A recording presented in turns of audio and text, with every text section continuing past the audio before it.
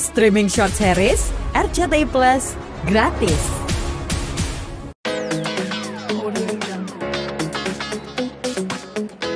Jadi yang terjadi di Gaza saat ini adalah sebuah genosida. Ini tidak ada hubungannya dengan agama. Ini adalah murni karena kemanusiaan, ya kan. Memang awalnya terpantik oleh kita harus membantu sesama Muslim. Tetapi apa yang dilakukan Zionis, Yahudi, Israel kepada masyarakat Gaza di sana sudah melampaui dari batas kegilaan manusia. Gila aja udah nggak cukup, udah lebih dari sekadar orang gila. Ini orang sakit jiwa, orang psikopat, ya kan.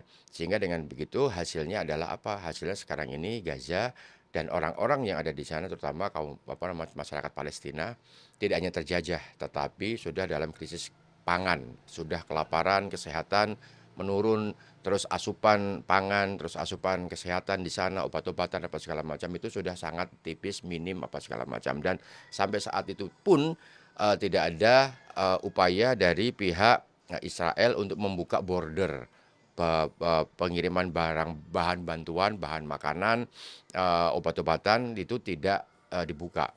Kemarin terakhir kami melihatnya hanya berhasil menerobos blokade itu pesawat-pesawat dari Cina. Tapi setelah itu kemudian tertutup lagi dan akhirnya kemudian membuat kami itu tergerak, ya kan.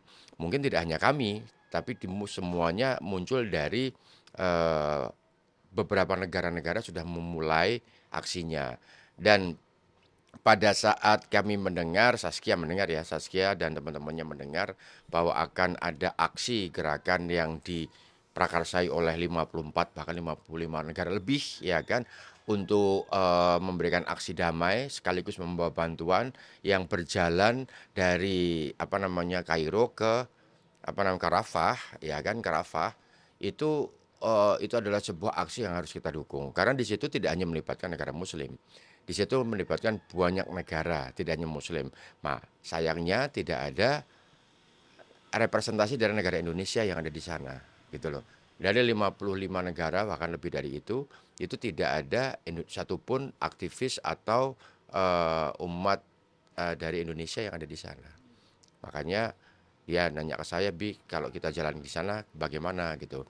Saya melihat kondisi situasi di Rafah saat itu memang lagi berbahaya, ya kan.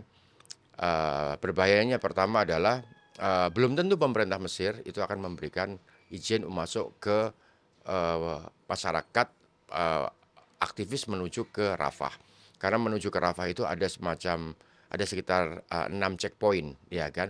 Nah, jangankan masuk ke 6, satu checkpoint aja belum tentu bisa.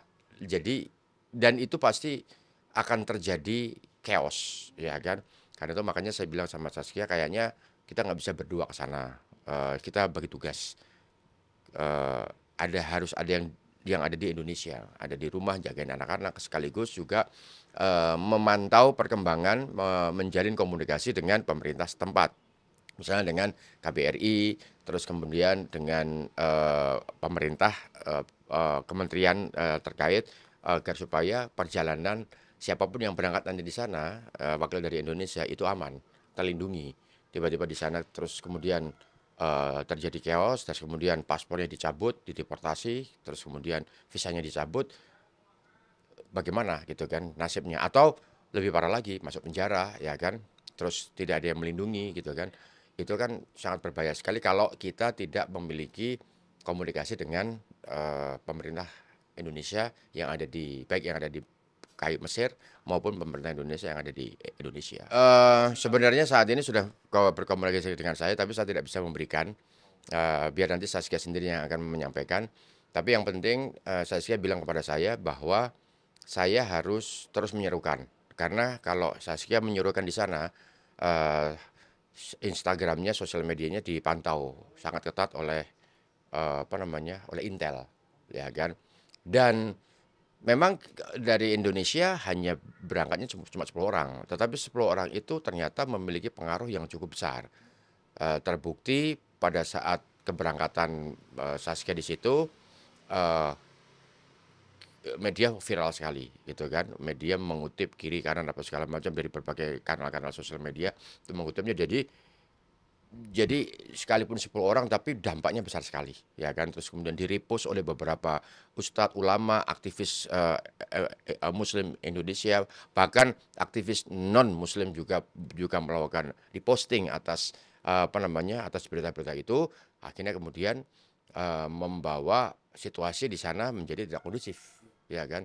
Nah, ini detailnya seperti apa nanti biar Saskia sendiri yang akan apa namanya menceritakan setelah kembali dari Indonesia. Tapi yang jelas yang bisa saya laporkan sekarang adalah teman-teman semua yang ada di sini tetap jangan berhenti menyuarakan apa ya, menyuarakan pelindungan kepada Gaza. Yang paling penting adalah desak pemerintah, desak para Zionis Israel itu untuk membuka border bantuan agar supaya bantuan yang berupa bahan makanan, terutama bahan makanan dan obat-obatan itu bisa terdelivery dengan baik di Gaza.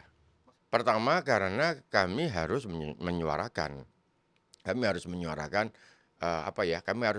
genosida ini berakibat fatal sekali buat anak-anak, ya kan, kami kan punya anak-anak, ya kan, dan kami berangkat dari sebuah sejarah Indonesia yang terjajah. Rasanya kami kalau tidak melakukan pergerakan itu kita berdosa. Tidak hanya buat Gaza, ya kan, tapi kami kemarin juga bersuara ketika Raja Ampat juga apa namanya mengalami eksploitasi yang sangat ekstrim di sana. Jadi kami juga turut bersuara.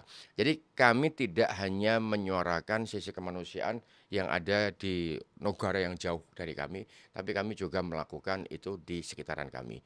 Jadi ketika ada hal yang sifatnya penindasan, terus krisis kemanusiaan yang sangat ekstrim, kami selalu tergerak. Banjir kemarin di Bekasi kami juga melakukan terjun langsung ke lapangan.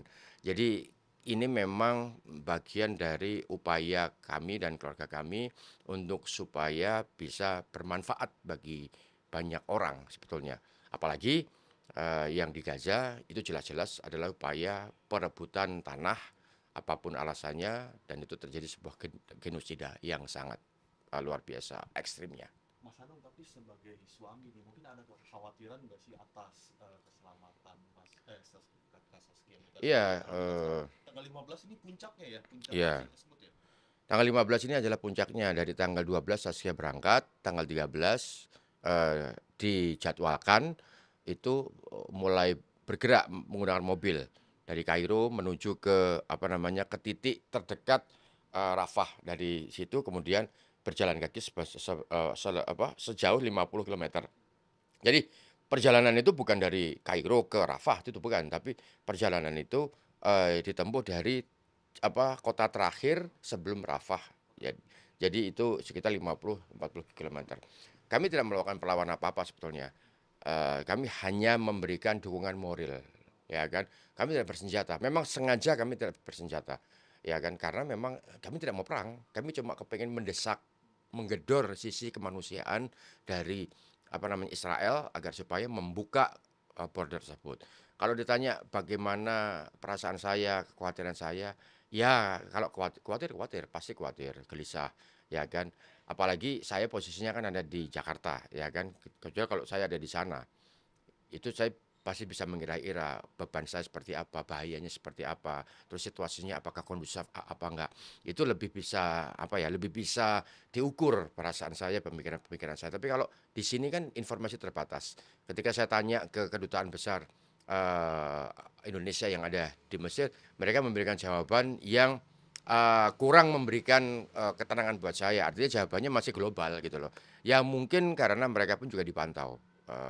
Jadi ini semua itu situasinya sebenarnya dari pemerintah Mesir itu menjaga agar supaya long march to Gaza ini agar tidak menimbulkan dampak konflik yang selanjutnya. Ya, artinya jangan sampai merembet kepada konflik antara Israel dan Mesir, ya kan? Ya kalau saya jadi pemerintah Mesir juga saya pasti juga akan berpikir seperti itu gitu kan. Wah ini gara-gara mereka semuanya memberikan suara kepada dukungan kepada Gaza, tapi terus kemudian ada provokator di situ, ya kan? Banyak sekali provokator itu tidak hanya di Indonesia, tapi juga ada di situ yang mencoba untuk memancing kericuhan sehingga kemudian memantik konflik yang berkelanjutan. Tidak hanya sekedar konflik Israel sama Palestina, tetapi juga konflik Israel dengan negara-negara lain. Nah, itu yang sangat dikhawatirkan.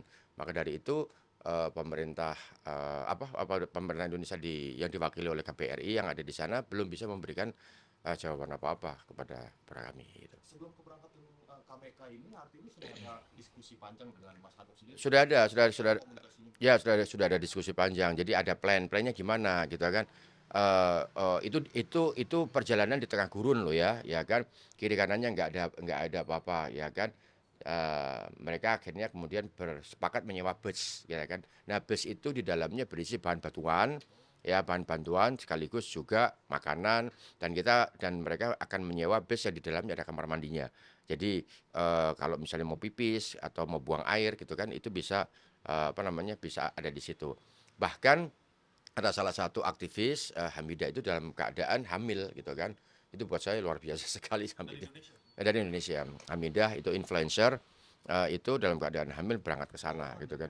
Bukan Wanda Hamidah. Bukan Hamidah.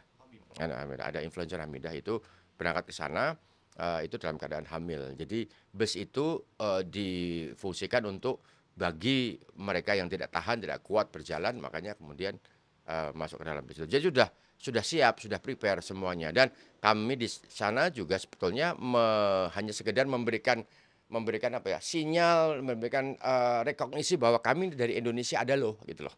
Itu aja sebetulnya. Kami tidak mau show off apapun, kami tidak akan memberikan perlawanan apapun. Kami hanya ingin menunjukkan bahwa dari Indonesia ada, ya kan, dan ikut juga menyuarakan aksi ini demi kepentingan perlindungan kepada warga Gaza yang tertindas sampai saat ini sedang mengalami krisis pangan dan kesehatan.